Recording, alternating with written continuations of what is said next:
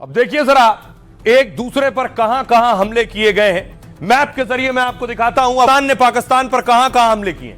इस्लामाबाद में परमाणु ऊर्जा केंद्र पर हमला किया है अफगानिस्तान ने। न्यूक्लियर सेंटर था पाकिस्तान का, अफगानिस्तान ने वहां मारा। खैबर पख्तूनख्वा नौशेरा का किला है खैबर पख्तूनख्वा में, वहां अटैक किया है। इसके अलावा खैबर पख्तूनख्वा में पुलिस स्टेशन है, वहां अटैक किया है। जमरूद का सैन्य बेस है, वहां अटैक किया अफगानिस्तान में। पेशावर में अटैक किया है, कुर्रम में अटैक किया है, बाजौर में और चिरताल में अटैक किया है। एबटाबाद में अफगानिस्तान ने हमला किया है। पाकिस्तान ने काबुल में, नंगरहार में, खोस्त में, लगमान में, पख्तिया में, पख्तिका में और कंधार में अटैक किया है। दोनों एक दूसरे पर इस तरह से खतरनाक अटैक कर रहे हैं और इस अटैक में देखिए बड़ा नुकसान हो रहा है। दोनों एक दूसरे के चेक पोस्ट भी कब्जा कर रहे हैं। अब देखिए जरा दोनों देशों को नुकसान हो रहा है, किसे कितना नुकसान हुआ है इस जंग में अब तक। सबसे पहले अफगानिस्तान, पाक और अफगान में अब आर पार की जंग छिड़ गई है। दोनों देशों में 300 से ज्यादा की मौत का दावा किया जा रहा है। अफगान ने पाकिस्तान के 55 सैनिकों को मारने का दावा किया है। टोलो न्यूज के मुताबिक यह दावा तालिबान के प्रवक्ता ने किया है। अफगान का दावा है कि 23 पाक सैनिकों के शव उसके पास हैं। पाक सेना के एक क्षेत्रीय हेडक्वार्टर को कब्जा कर लिया है। साथ ही पाक की 19 चौकियों पर अफगानी कब्जा हो गया है। खबरें हैं कि पाकिस्तान के 4 मिलिट्री बेस पर भी हमले हुए। दावा है कि पाकिस्तान की राजधानी में भी हमला हो गया है। इस्लामाबाद में शहबाज शरीफ के घर से कुछ दूरी पर बमबारी हुई है। इतना ही नहीं, पाक के कई इलाकों में ड्रोन अटैक भी हुए हैं। तालिबानी सरकार ने पाकिस्तान को धमकी देते हुए कहा है कि पाकिस्तान ने फिर हमला किया तो हम और करारा जवाब देंगे। अब पाकिस्तान क्या दावा कर रहा है? जवाब देते हुए पाक ने फिर अफगान पर एयर स्ट्राइक की, जिसमें उसका दावा है 274 अफगान के लड़ाकों को मार दिया है। पाकिस्तान ने ऑपरेशन का नाम गजब लिल हक रखा है। गजब लिल हक का मतलब है इंसाफ के लिए गुस्सा, जिसका ऐलान खुद पाकिस्तानी रक्षा मंत्री ने किया। ख्वाजा आसिफ ने कहा सब्र खत्म हुआ, अब यह खुली जंग है हमारे बीच, अब सीधा युद्ध है, अब दमादम मस्त कलंदर होगा।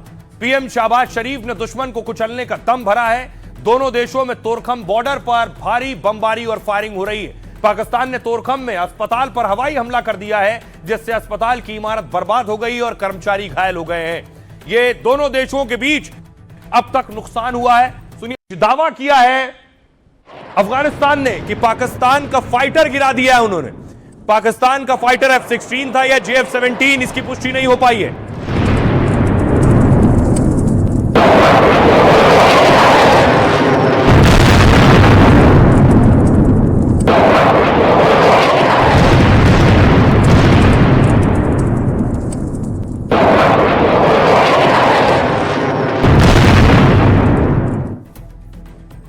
अब आपको बताऊं क्या वाकई पाकिस्तान का फाइटर मार गिराया है अफगानिस्तान ने। पाकिस्तान से जंग के बीच अफगानिस्तान यह दावा कर रहा है अफगान सेना ने पाक का फाइटर जेट गिराने का दावा किया है। दावा है कि अफगान ने रॉकेट लॉन्चर से पाक का जेट मार गिराया है। पाकिस्तानी वायुसेना के पास 2 मुख्य फाइटर जेट है। पहला ये जो आप देख रहे हैं, यह है F-16 फाइटर जेट पाकिस्तान को अमेरिका ने दिया है। पाकिस्तान के पास इस जेट के लगभग 75 से 80 जेट हैं। इसकी खासियत यह है कि इसमें एडवांस रडार लगा हुआ है।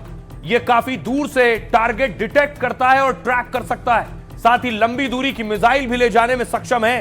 हालांकि अमेरिका ने इसके इस्तेमाल पर कुछ शर्तें लगाई हैं और इसका इस्तेमाल आतंकवाद विरोधी ऑपरेशंस में हो सकता है।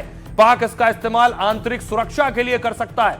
इसके अलावा क्या अफगानिस्तान ने अगर F-16 नहीं तो JF-17 थंडर गिरा दिया है। JF-17 थंडर चीन और पाकिस्तान ने मिलकर बनाया है। पाकिस्तान के पास 150 से ज्यादा JF-17 है। पाक वायुसेना के बेड़े में इसकी संख्या सबसे ज्यादा है। यह जेट सस्ता है और आसानी से बनाया जा सकता है, इसलिए ज्यादातर ऑपरेशंस में इसी का इस्तेमाल होता है। अफगानी मीडिया रिपोर्ट्स में इस बात का दावा किया गया है कि उनके एयर स्पेस में घुसने वाला पाक जेट गिरा दिया गया है। हालांकि पाकिस्तान ने किसी भी जेट के गिरने की पुष्टि नहीं की है। पाकिस्तान ने कहा है कि उनकी सेना के सभी हमले सफल रहे हैं और हमले में अफगानिस्तान को भारी नुकसान हुआ है। किसी पायलट से जुड़ी या क्रैश की रिपोर्ट सामने नहीं आई। यह दावा पाकिस्तान कर रहा है और पाकिस्तान हमेशा ऐसे दावों पर झूठ बोलता है। दुनिया इस वक्त टेंशन में है कि आखिर पाकिस्तान और अफगानिस्तान के बीच जो जंग हो रही है ये आखिर कहां और कब जाकर रुकेगी। देखिए जरा दुनिया क्या कह रही है इस पर। रूस ने अपील की है कि पाक अफगान तुरंत लड़ाई रोक दें। रूस ने कहा है कि हमले बंद करो और मतभेद सुलझाओ। दोनों देश चाहे तो हम मध्यस्थता पर विचार करेंगे। क्षेत्रीय स्थिरता बनाना और हालात बिगड़ने से रोकना होगा। चीन का कहना है बातचीत और समझौते से मतभेद और विवाद खत्म करें। तनाव कम करने, रिश्ते सुधारने में भूमिका निभाने को भी तैयार हैं। चीन ने कहा संघर्ष में लोगों की जान जाने से दुखी हैं। हालात बिगड़े तो दोनों को नुकसान होगा, इसलिए दुश्मनी खत्म करना हित में है। ईरान ने संघर्ष रोकने के लिए मध्यस्थता का प्रस्ताव दे दिया है। अफगान और पाकिस्तान रमजान के पवित्र महीने के मौके पर अपने मतभेद अच्छे पड़ोसी संबंधों और संवाद के जरिए सुलझाए। ये आत्मसंयम और इस्लामी दुनिया में एकता को बढ़ाने का महीना है। भारतीय विदेश मंत्रालय ने पाक की पहली एयर स्ट्राइक की निंदा की थी। रमजान के पवित्र मौके पर पाकिस्तान की इस हरकत को गलत बताया था। कहा था यह पाक की अंदरूनी नाकामियों को बाहर दिखाने की कोशिश है। भारत अफगान की संप्रभुता, अखंडता और आजादी को समर्थन दोहराता है। तुर्की का कहना है पाक अफगान में जारी संघर्ष को लेकर तुर्की सक्रिय हो गया है। तुर्की कई देशों से बातचीत कर विवाद सुलझाने में लग गया है। पाक, अफगान, कतर, सऊदी अरब के विदेश मंत्रियों से बात की गई है। ब्रिटेन ने तनाव कम करने के लिए कदम उठाने को कहा है। आम लोगों को और नुकसान न पहुंचाए, बातचीत शुरू की जाए। संयुक्त राष्ट्र ने दोनों देशों से संयम बरतने और तनाव कम करने को कहा है। यूएन के अफसर ने कहा है मौजूदा हालात दुर्भाग्यवश हिंसा में बदल गए हैं। तत्काल संघर्ष विराम हो ताकि नागरिकों की सुरक्षा सर्वोच्च प्राथमिकता रहे। अब सवाल यह है इस बीच भारत का क्या रिएक्शन होगा, भारत क्या करेगा, क्योंकि भारत का इन्वेस्टमेंट पाकिस्तान में है। पिछले साल अफगानी विदेश मंत्री आमिर खान मुत्तकी भारत पहुंचे थे। अफगान विदेश मंत्री का भारत आना पाक को बर्दाश्त नहीं हुआ। इसके बाद दोनों मुस्लिम देशों में अचानक बमबारी शुरू हो गई थी। अब एक बार फिर दोनों मुस्लिम देश आमने सामने। पाक रक्षा मंत्री ने इस जंग के लिए भी आरोप पर आरोप मढ़ दिया है। ख्वाजा आसिफ ने कहा अफगान भारत की कॉलोनी बन गया है। हमें लगता था रूस अमेरिकी सेना जाने से अफगान में शांति होगी, लेकिन तालिबान तो भारत का प्रॉक्सी बनकर रह गया है। हमने बहुत ज्यादा डिप्लोमेसी की, लेकिन अब बहुत हुआ। ऐसे में सवाल है कि जंग का भारत पर कितना असर होगा। एक्सपर्ट्स के मुताबिक इससे भारत अफगान रिश्ते मजबूत हो सकते हैं। भारतीय कंपनियों ने अफगानिस्तान में 27,000 करोड़ का निवेश किया है। अफगानिस्तान की संसद का निर्माण भी भारत की कंपनी ने किया है।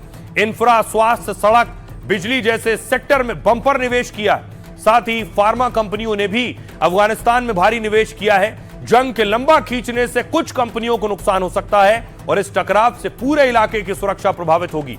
इस जंग से अफगानिस्तान में कई गुट बन सकते हैं। भारत अफगानिस्तान से ड्राई फ्रूट और कृषि उत्पाद खरीदता है। सब्जियों और मसालों की खेप भी भारत पहुंचती है। भारत दवा सहित कई सामान अफगानिस्तान को सप्लाई करता है, लेकिन जंग से ट्रेड यानी व्यापार रूट पर कोई खास असर नहीं पड़ेगा। और हमारे साथ डिफेंस एक्सपर्ट टीपी त्यागी क्या कुछ कह रहे हैं, जरा वो सुनिए। अफगानिस्तान और पाकिस्तान के बीच लड़ाई के लिए भारत को जिम्मेदार ठहरा रहा है। ये बहुत ही हास्यास्पद बात है, क्योंकि इसमें भारत का कोई रोल नहीं है, भारत का कोई काम नहीं है। आप अफगानिस्तान के ऊपर हवाई हमले करो और फिर दोष भारत के ऊपर मढ़ो। जब वहाँ से उनका बड़ा ज़बरदस्त जवाब आता है, उनके ज़मीनी हमलों का आप सामना नहीं कर पाते, आपके सैनिक पोस्ट छोड़कर भाग जाते हैं। आप जो सोचा था वो कुछ नहीं कर पाएंगे, आपके ऊपर कैंटोनमेंट्स के ऊपर उनके ड्रोन हमले होते हैं। आपका एक एयरफोर्स का जहाज गिरा दिया जाता है उनके एयर डिफेंस के द्वारा। अब मुनीर को लग रहा होगा कि कौन थे मेरे वो सलाहकार जिन्होंने मुझे सलाह दी कि आप अफगानिस्तान के ऊपर हमला करो। हिंदुस्तान भी बीच में आया है और हिंदुस्तान ने पाकिस्तान के इस एयर बम्बार्डमेंट में जो उन्होंने अफगानिस्तान में किया उसकी निंदा की है। अफगानिस्तान की सॉवरेनिटी को अपहेल्ड किया है। अब बहुत मुमकिन है कि पाकिस्तान का ये एम हो कि वो अफगानिस्तान के बरगाम एयरबेस को किसी तरह कंट्रोल करके अमेरिका को दे दे, लेकिन अगर ऐसा होता है तो फिर हमें उसमें इंटरवीन करना पड़ेगा और हमें हो सकता है कि हमें अफगानिस्तान के साथ खुल के आना पड़े। इस तरह की पूरी बटालियन तैयार कर ली है अफगानिस्तान ने, तो पाकिस्तान के लिए हालात और मुश्किल होने वाले हैं अगर अफगान ऐसे लड़ाई करने लग गया इस तरह से। ऐसे वक्त में जब पाक अफगान में भीषण हमले हो रहे हैं, तब तालिबान ने अपना आत्मघाती दस्ता एक्टिव कर लिया, यानी अफगानी सुइसाइड स्क्वाड पाकिस्तान में अब धमाके करेगा।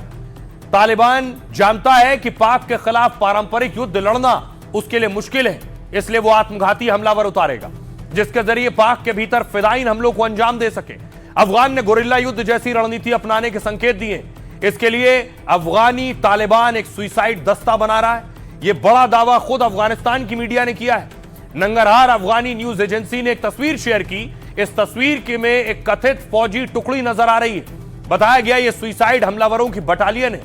अफगान सुरक्षा सूत्र के हवाले से दावा किया गया कि हमलावर विस्फोटक, जैकेट और कार बमों के जरिए पाक आर्मी के बड़े ठिकानों पर हमला करने की तैयारी में है। इससे पाकिस्तान की मुनीर सेना की टेंशन बढ़ी है, क्योंकि मुनीर के पास सुइसाइड दस्ते का कोई तोड़ नहीं है। कौन कहां से आकर कब फट जाएगा कोई नहीं जानता। दोनों की ताकत क्या है, दोनों मुल्कों की यानी पाकिस्तान और अफगानिस्तान की ताकत के मामले में देखिए जरा।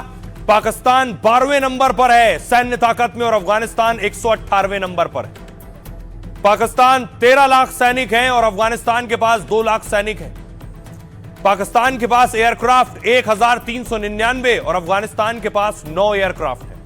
पाकिस्तान के पास 376 हेलीकॉप्टर है, अफगानिस्तान के पास 9 हेलीकॉप्टर है। पाकिस्तान के पास 2627 टैंक हैं, अफगानिस्तान के पास 140 टैंक हैं।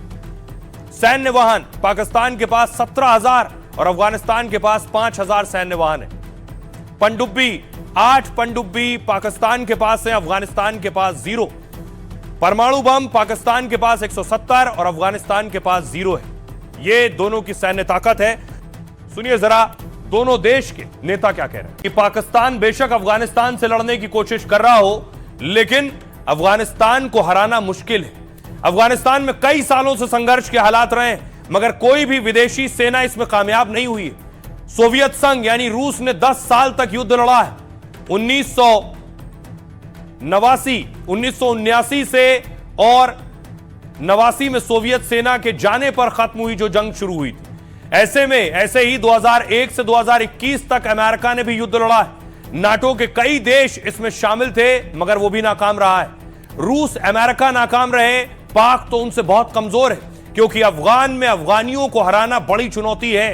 3 रणनीतिक तरीके मैदान जंग में अफगान की बड़ी ताकत है। पहला, गुरिल्ला वॉर। गुरिल्ला वॉर का मतलब है छोटे छोटे हमलों का खेल है ये। इसमें बड़ी सेना के खिलाफ छोटी टुकड़ियां लड़ती हैं, सीधे टकराने की बजाय गुरिल्ला की तरह छिप कर वार करती हैं। बिना हथियार के हमले के भी दुश्मनों को हराया जा सकता है। इसका मकसद दुश्मन को थकाना और कमजोर बनाना होता है। गुरिल्ला वॉर में पाक सेना बार बार मात खा रही है। उसके बाद अगला तरीका एम्बुश। गुरिल्ला वॉर से पाक सैनिकों के हथियार बारूद छीने, इसका इस्तेमाल एम्बुश यानी अचानक हमले में करते हैं। वो सड़क पर अचानक पाक के काफिले को टारगेट बनाते हैं, पाक सैनिकों को ढेर कर बॉर्डर भी पार कर जाते हैं और इस तरह जमीनी हमले में पाक पर भारी पड़ते हैं।